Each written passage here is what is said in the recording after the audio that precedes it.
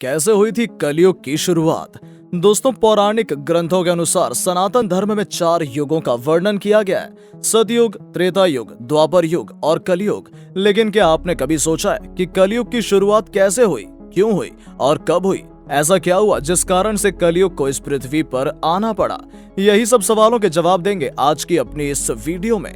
Video शुरू करने से पहले हमारी आपसे एक रिक्वेस्ट है कि अगर आप हमारे चैनल पर पहली बार आए हैं तो आप हमारे चैनल को सब्सक्राइब जरूर करें ताकि इस तरह की जानकारी आपको हमेशा मिलती रहे। दोस्तों, विद्वान आर्यभट्ट ने अपनी पुस्तक आर्यभट्टियम में वर्णन किया है कि जब कलयुग अपने 3600 साल में चल रहा था, उस समय आर्यभट्ट सिर्फ 23 साल के थे। ऐसा माना जाता है कि आर्यभट्ट का जन्म 476 ईस्वी पूर्व में हुआ था, जिससे ये पता चलता है कि कलयुग की शुरुआत 3102 ईसा पूर्व में हो चुकी थी। एक समय की बात है जब धर्मराज युधिष्ठिर ने पूरे राज्य की भागदौड़ परीक्षित को सौंपकर वो अपने भाइयों के साथ और द्रौपदी को लेकर स्वर्ग की तलाश में हिमालय की ओर निकल पड़े थे। सरस्वती नदी के किनारे गाय का रूप धारण किए हुए पृथ्वी देवी से स्वयं धर्मराज बैल का रूप धारण किए हुए मिले। गाय रूपी पृथ्वी देवी के आंखों से लगातार आंसू बहते हुए देख धर्मराज रूपी बैल ने उनसे उनके रोने का कारण पूछा। तब धर्मराज रूपी बैल ने कहा, हे पृथ्वी देवी, क्या तुम इस बात को लेकर चिंतित हो कि मेरा एक पैर है, या तुम इस बात को लेकर दुखी हो कि अब तेरे ऊपर दुष्ट आत्माओं का राज होने वाला है? ये सब वृतांत सुनकर गाय रूपी पृथ्वी देवी ने कहा कि हे धर्मराज, आप सब कुछ जानते हुए भी मेरे दुखों का कारण पूछ रहे हैं, इससे क्या हासिल होगा? तब पृथ्वी देवी बोली कि भगवान श्री कृष्ण जी के अपने धाम चले जाने के साथ साथ अब यहाँ से सत्य, दया, शास्त्र, कोमलता, ऐश्वर्य, प्रसिद्धि आदि भी उनके साथ ही चली गई हैं, जिस कारण से कलयुग रूपी काल ने मेरे ऊपर आकर कब्जा कर लिया है। भगवान श्री कृष्ण जी के चरण कमल जब मुझ पर पड़ते थे तो मैं अपने आप को भाग्यशाली मानती थी। अब मेरा भाग्य समाप्त हो चुका है। इस प्रकार धर्मराज रूपी बैल और गाय रूपी पृथ्वी देवी आपस में बातें कर रहे थे। तभी अचानक काल रूपी कलयुग वहां पर आ जाता है और वो इन दोनों को मारना शुरू कर देता है। जब कलयुग उन्हें पीट रहा होता है तब उसी मार्ग से राजा परीक्षित जा रहे थे।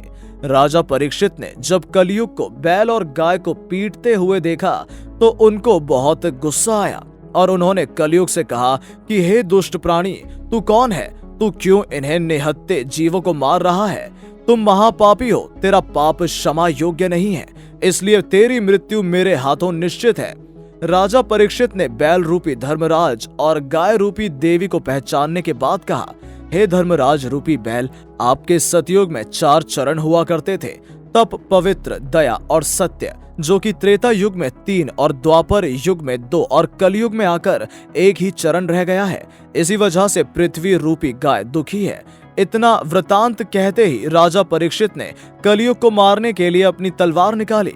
राजा परीक्षित को इतना गुस्से में देखकर काल रूपी कलयुग बहुत ही घबरा गया। तब कलयुग ने अपनी राज वेशभूषा को छोड़कर राजा परीक्षित के चरणों में जा गिरा और अपने प्राणों को बचाने के लिए उनसे क्षमा याचना की भीख मांगने लगा।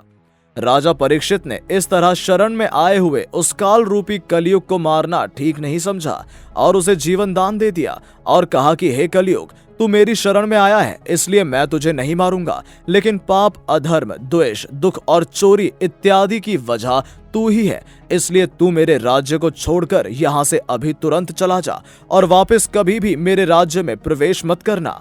राजा परीक्षित के द्वारा ऐसा कहे जाने पर कलयुग ने कहा, हे राजन, इस सारी सृष्टि में आपका ही राज्य है, तो मैं कहाँ जाऊं? इसलिए आप ही मुझे रहने के लिए कोई उचित स्थान दें। कलयुग के इस आग्रह पर राजा परीक्षित ने विचार विमर्श करके कहा, हे कलयुग, इस सृष्टि पर जहां भी अधर्म, मदिरा, माया, क्रोध रहेगा तो उस जगह पर रह सकता है। यह सुनकर कलयुग कहने लगा, हे राजन, यह स्थान मेरे लिए बहुत ही कम है, इसलिए आप मुझे और अतिरिक्त स्थान दें।